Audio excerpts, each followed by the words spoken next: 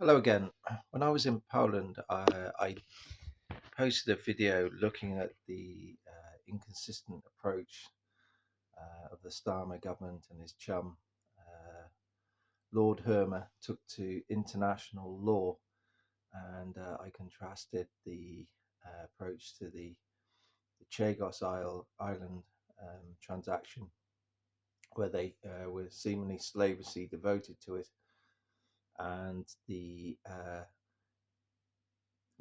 motivations of seizing Russian assets and using them by way of a loan or grant, whatever you want to call it, to Ukraine. Now, as I've stated in previous videos, that I don't condone the invasion of Ukraine, and I think you can make an argument for Russia, the Russian Federation, making a contribution to the rebuilding of Ukraine after it's settled, which I fear is going to be a lot more difficult now after the weekend's events. But you can't just seize them. You have to go through a legal process, and that's kind of brought us to a new scenario this weekend where we have a situation where the Americans have launched an illegal um, attack or raid on Venezuela, kidnapped the president and taken him to the United States for trial. Now, it must be understood that this comes after a period of what you would call extrajudicial killings, where the US were blowing up and killing the crew of boats that they claimed were transporting drugs to the US mainland with no evidence posted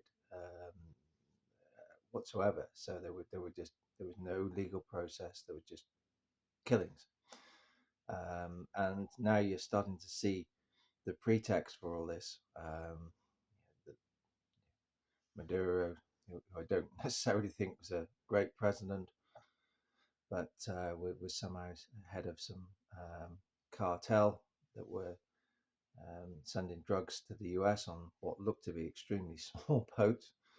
Um, and that's a pretext to enter the country, to arrest the president, and then show what really the motivations are, which is to seize the oil assets and run the country. Now, Trump's grievances about oil, you need to step back to the what you would call the revolution of Hugo Chavez, um, who took his inspiration from Simon Bolivar of the 19th century, where he moved. He was the predecessor of Maduro. He moved to nationalize a lot of the pretty much all of the energy assets of Venezuela and tried to embark on a program of leveling up some of the extreme wealth inequality. He had some success. Um, Other areas didn't look quite so impressive, but he had some success. And I would say Maduro, as his successor, hasn't been as effective um, or as competent. And that's not to say Chavez was um, a high level necessarily of competence, but he did raise the standards of living for many Venezuelans and did level up some of the inequality. And Trump's um,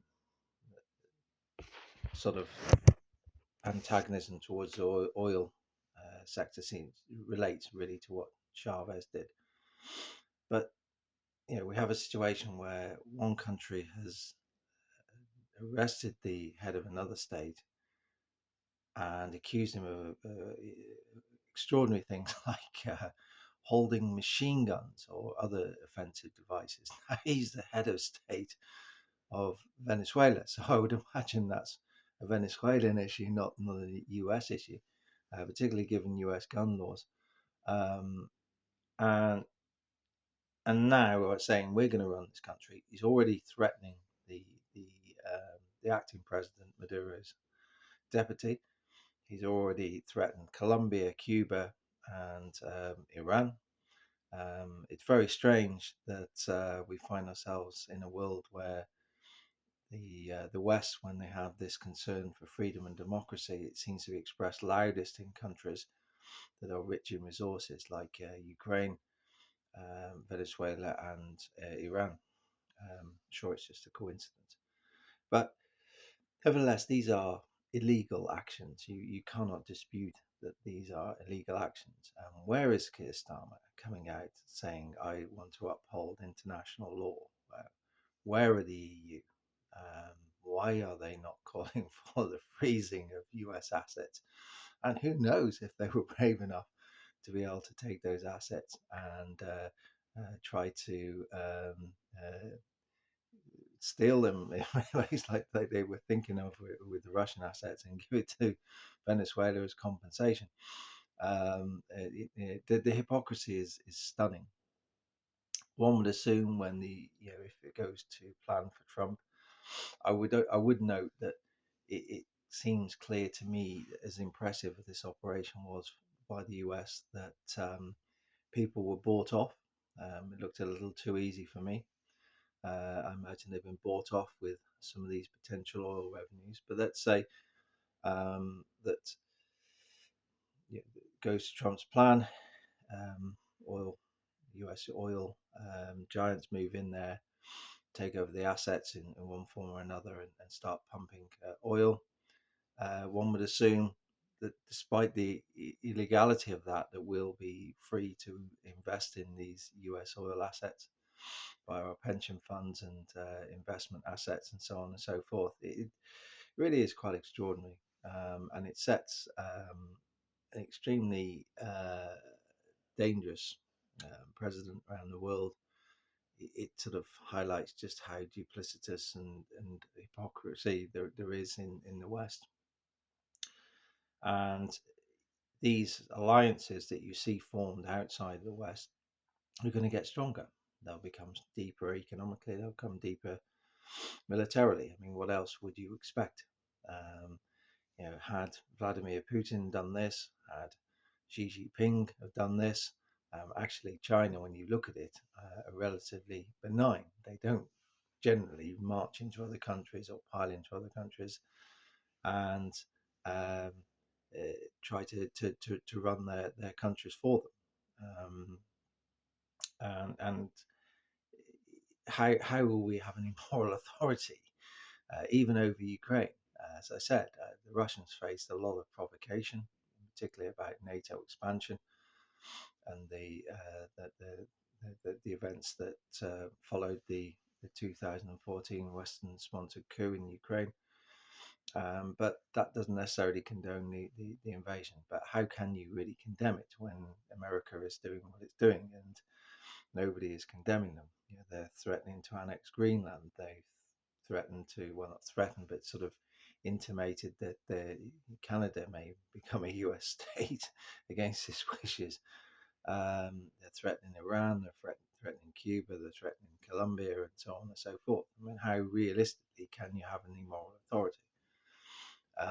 And it sort of shows really. I mean, today's trade in Asia has been quite optimistic on potentially lower oil prices and so on. And perhaps it shows us where we've come and where the finance industry's come, where thuggery is no longer really an issue.